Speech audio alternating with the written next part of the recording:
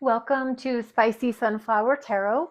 This is going to be a new moon in Scorpio reading for the sign of Aquarius. I have the intention in mind for the energy that is going to take place on November the 19th, 2025. And this reading will be for you whenever you come to it. But this is what we have in mind here as far as the new moon in Scorpio goes, Aquarius. I want you to think about something in your life that you would like a fresh start in, that you would like to do a little emotional introspection in, or that you would like to see transformation occur. Anytime we have a new moon, that's the beginning of a new lunar cycle. So I like to see that as a time for us to start fresh. So Aquarius, I'm using the Cats Rule the Earth tarot cards. We're just closing the chapter on Scorpio season. So if you have Scorpio in your chart, you might have been feeling that energy. But like I said, this last rumble is going to be the new moon in Scorpio on November 19th. And then we head into Sagittarius season. So I have a special reading in mind today in regard to the new moon in Scorpio. I have a 5-card reading for you, and I want you just to tune into your intuition, to your higher guidance, whatever it is you call upon for wisdom in your life, just asking for your highest and best good. 5 cards designed around this new moon in Scorpio, transformative kind of energy. I'm going to lay these face down, and then we're going to come back and do a discussion about them. So focusing in on your energy and for your highest good, Aquarius. We have the first card here.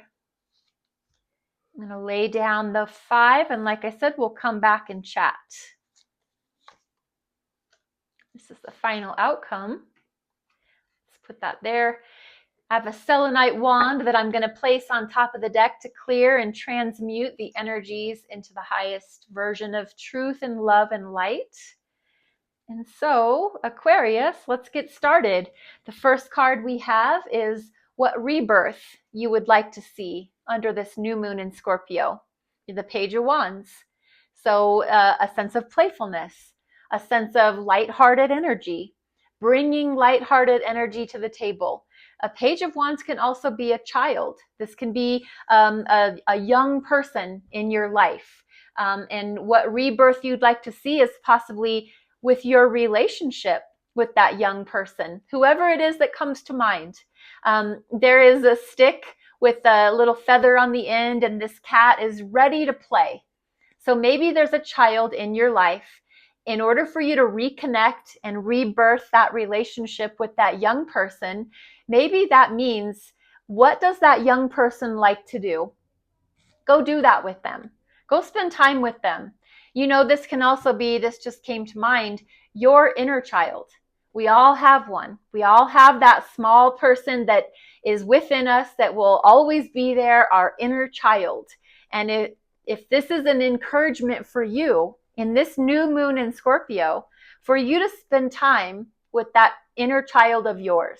What did you love to do when you were small? What lit you up, shined your light? What made you feel alive like you've never felt alive before? What was it? Was it going fishing? Was it climbing a mountain? Was it taking a drive into the wilderness and admiring the beauty? Was it reading a book? Getting lost in fantasy as far as, a cool movie, a cool story, a deep discussion with your closest loved ones or friends, whatever that is, re-engaging with an actual child in your life or the inner child that lives within you. That's what needs to be rebirthed right now. Something needs to be brought back to life as far as that engagement with that child. What is going to be the best way for you to reconnect with your passions? There's going to be a judgment that needs to be made. Whatever it is in your life that you've been contemplating, thinking about doing, thinking about stopping doing, thinking about starting to do, a judgment call needs to be made right now. There may be a final line in the sand that needs to be drawn about, I am no longer going to A, B, C, and D, or I am from now on going to start doing A, B, C, and D. I had a talk with someone yesterday about priorities and values. And what are your values? What are your priorities? That's how you're going to reconnect with your passions. You're going to make a judgment about your values, your priorities. If doing A, B, and C doesn't align with your priorities and your values, a judgment call needs to be made to stop doing those things that are dragging you down. They're not lining up with your true north, with your North Star, whatever that North Star is for you. A judgment needs to be made by you, Aquarius, just plain and simple. This is a major arcana card.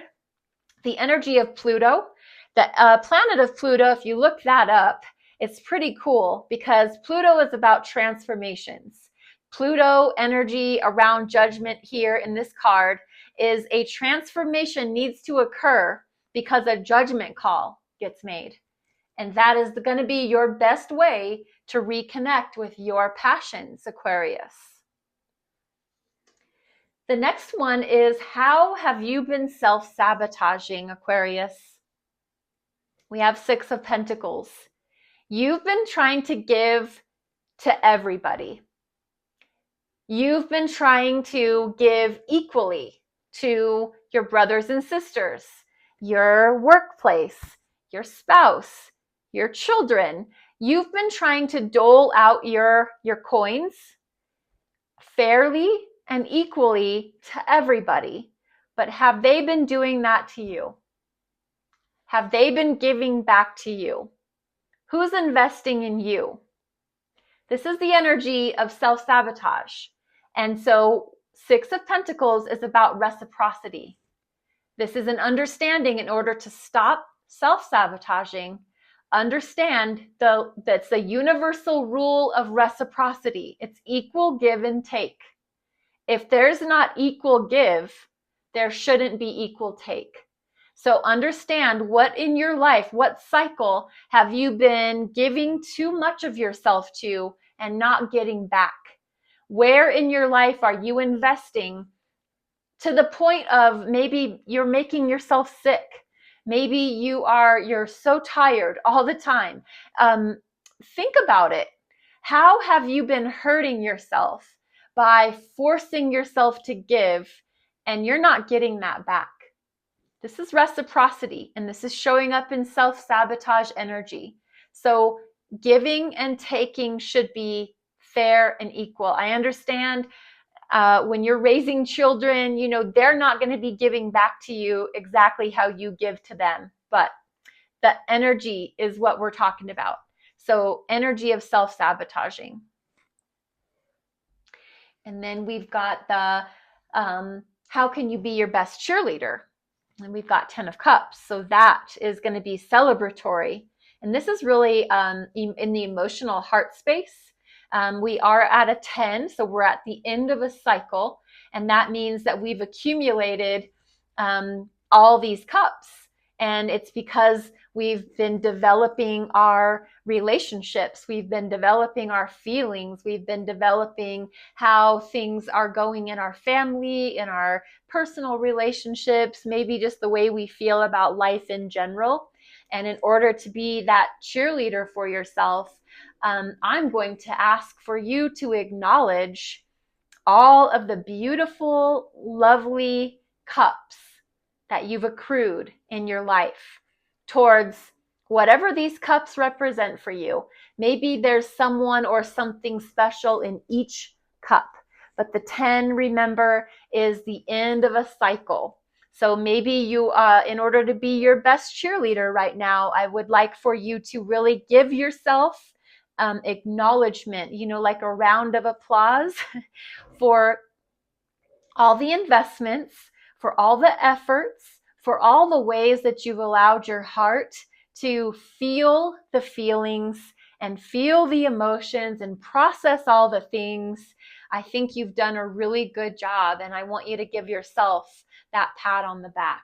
That's how you'll be your own best cheerleader there. And then we have the outcome of this new moon. We've got the Queen of Swords, your energy, this air energy. The Queen of Swords is actually a Libra card, but I'm going to let you own it because you're Aquarius and your air energy as well as your Libra cousin. But this is the outcome for you in this new moon in Scorpio. It's going to be you speaking your truth. It's going to be you operating from a very fair mindset, remembering we're not going to overgive. We're not going to undergive. We're going to give in the appropriate amount. We're going to speak our truth. We're going to carry our sword not only as a defense weapon, but as an offense weapon if it's called for. The Queen of Swords has no qualms about cutting off people, places, and things that no longer serve them. They aren't afraid to slice through with the truth. People sometimes like to go back and forth about how the story is or what the truth was or what this and that. And then here comes the Queen of Swords delivering the truth. And sometimes it's very non-emotional. That's kind of a downside of the Queen of Swords, is they can be just facts. Tell me the facts. Let's not mince words. Let's not try to get all caught up in courteous niceties. We're going to speak the truth. We're going to make sure that we're not embellishing the story. We're just being factual. And as an outcome of this new moon in Scorpio, I think that's actually quite a beautiful way to end how this new moon in Scorpio could be for you, Aquarius. I would love to hear how this reading lands, how this fits in your life. If you wouldn't mind liking, subscribing, sharing, leave comments. Any interaction with the channel is really helpful and appreciated. So thank you very much for being here.